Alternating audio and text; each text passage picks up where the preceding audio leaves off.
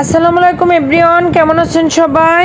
আপনাদের দোয়া ভালোবাসায় আল্লাহর রহমতে আমি অনেক বেশি ভালো আছি। আজ যাই হোক, সকালের নাস্তায় রুটি আর একটা মিক্সড সবজি করেছিলাম। গতকাল রাতে যে পরিমাণ বিদ্যুতে ডিস্টার্ব করছে, আসলে ভিডিও আপলোড দিতে পারছিলাম না। আর সকালবেলা মোবাইলে চার্জ ছিল না, তারপর একটু বিদ্যুৎ আসছিল, চার্জে দিয়েছিলাম, এর জন্য সকালের রান্নার ক্লিপটা আর ভোরবেলাতে নিতে পারি নাই। ছেলেকে নাস্তা শেষ করিয়ে স্কুলে পাঠিয়ে দিয়ে আর কি প্রাইভেটে চলে যায় 8টায়, পাঠিয়ে দিয়ে তারপর আমি একটু নিচে গিয়েছিলাম। ওর একটা ড্রেস বানাইতে দেওয়া ছিল, স্কুলের ড্রেস আর কি, ওটা আনার জন্য স্কুলের শার্টটা নিয়ে তারপর ভাবলাম যে একটু দেখে আসি ছেলেটা কি করে। আর যেহেতু ওকে বলি নাই, সেহেতু একটু লুকায় দেখে আসি যে আমার অ্যাবসেন্টেও কী করে। যায় দেখি মাঠের ভিতরে অনেক দুষ্টামি করতেছে, ক্লাস হইতেছে না। আসলে হাই স্কুলের অবস্থা বর্তমানে এমন। যাই হোক, গাইড যতটুকু করার বাসায় করতে হবে। তারপর আসার পথে বলতেছে যে মা অনেক গরম, একটা আইসক্রিম খাবে। তারপর ওকে আমি একটা কোন আইসক্রিম কিনে দিলাম আর 2টা সিঙ্গারা নিয়েছি মাত্র, যেহেতু গতকালকেও ভরপুর খাওয়া দাওয়া হয়েছে। এতটা সিঙ্গারা বাইরে থেকে আমি আনতে চাইনি। যাই হোক, তারপর বাসায় ফিরে ভাবলাম আজ একটু নর্মাল কিছু রান্না করি। এখানে একটু পেঁয়াজটা বেশি লাগে রান্নাটাতে, এখানে আমি 3টা পেঁয়াজ কুচি করে নিয়েছি। তারপর কাঁচামরিচ, একটু লবণ, হলুদ আর ধনিয়া গুঁড়া, জিরে গুঁড়া, জাস্ট এতটুকু মশলা এখানে আমি ইউজ করেছি। আমি কোনো আদা রসুন পেস্টও এখানে ইউজ করি নাই। তরকারিটা সত্যি অসাধারণ হয়েছে। তারপরে এখানে আমি সামান্য একটু পানি দিয়েছি, 1/2 কাপের মতো পানি দিয়ে আমি পেঁয়াজটাকে নরম করে নিব আর একটু মশলাটাকে কষিয়ে নিব। এই যে দেখেন, আস্তে আস্তে আমি মশলাটাকে চুলার পাশে দাঁড়িয়েই কষিয়ে নিচ্ছি। যেহেতু পানির পরিমাণ অনেকটা কম দিয়েছি, সেহেতু সরে গেলে আমার রান্নাটা পুড়ে যাবে আর কি। এর জন্য পেঁয়াজটাকে নরম করার জন্য আমি আস্তে আস্তে এটাকে পানি দিয়ে আমি করে নিতেছি আর কি। দেখেন, এখান থেকে তেল উঠে আসছে। তেল যখন উঠে আসবে তখন আমি এই যে কেটে ধুয়ে রাখা এই মাছটাকে, আমাদের খুলনা অঞ্চলে ডগরা মাছ বলে ডাকে, কে কে চিনেন আমাকে একটু কমেন্টে জানাবেন।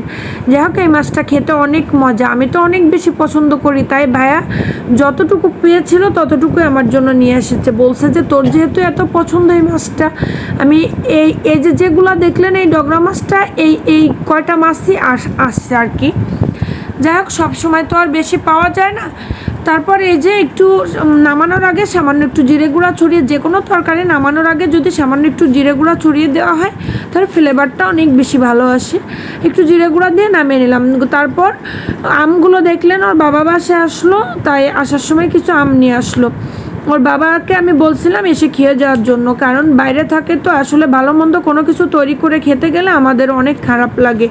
আর আপনারা তো দেখছেন ভিডিওতে, মেহমান আসলে তো করতে হবে, এটা তো স্বাভাবিক। ওর মামা আসে, যেই আসুক, যে কোনো মেহমান আসলে তখন তো আর আবেগে কাজ করে না। যাই হোক, তখন তো করতেই হয়। তারপরে যে খাবার দাবারগুলো ছিল সব কিছু গরম করে নিলাম। আজকে বিদ্যুৎ ছিল না, সকাল 10টা থেকে প্রায় 4টা-5টা পর্যন্ত বিদ্যুৎ ছিল না। তারপর বিদ্যুৎ আসার পরে পানি আসলো, অনেকগুলো কাজ জমে গিয়েছিল। এর জন্য দুপুরে একটু রেস্ট নিয়েছিলাম আজ, কারণ কাজগুলো করতে পারছিলাম না।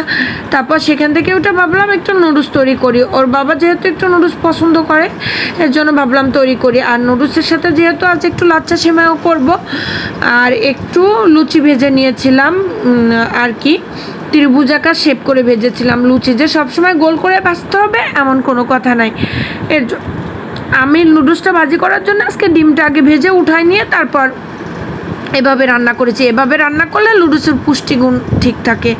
তারপর আমি এখানে লুচিগুলো ভেজে নিব। যাই হোক, এভাবে আমি একটু রাউন্ড শেপ করে লুচিটা বানিয়ে নিয়েছি একটু ভালো দেখানোর জন্য।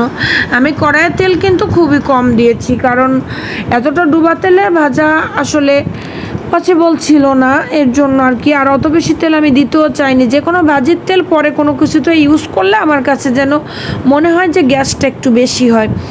এর জন্য এই যে আমি লুচিগুলো ভেজে তুলে নিলাম। আর এখানে আমি এই যে লাচ্ছা সেমাইটা রেসিপিটা আজ আর দেখে আই না, লাচ্ছা সেমাইয়ের আর কি রেসিপি হবে। আর আজকে কিশমিশ ছাড়া সেমাই, আসলে গতকালকে 2-3টা রেসিপিতে আমার কিশমিশ প্রয়োজন হয়েছে, তো কিশমিশটা শেষ হয়ে গিয়েছে। এর জন্য আমি আজকে কিশমিশটা দিতে পারিনি, শুধু একটু বাদাম দিয়েছি। যাই হোক, এই যে সন্ধ্যা ওদের নাস্তাটা আমি দিয়ে দিলাম। সন্ধ্যায় বাবা ছেলেকে নাস্তাটা দিয়ে দিয়েছি, ওরা খালো। খাওয়ার পরে ছেলেকে পড়াইতে বসিয়েছিলাম।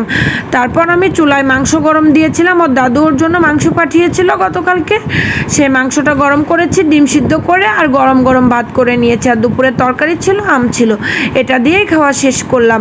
আজ আমার চ্যানেলে 1000টা ভিডিও আপলোড দেওয়া কমপ্লিট হয়েছে। যাই হোক, আপনারা সবাই আমাকে সাপোর্ট করবেন, আমার পাশে থাকবেন। আল্লাহ হাফেজ, ভালো থাকবেন সবাই, সুস্থ থাকবেন। আগামীকাল আবার আপনাদের সঙ্গে কথা হবে।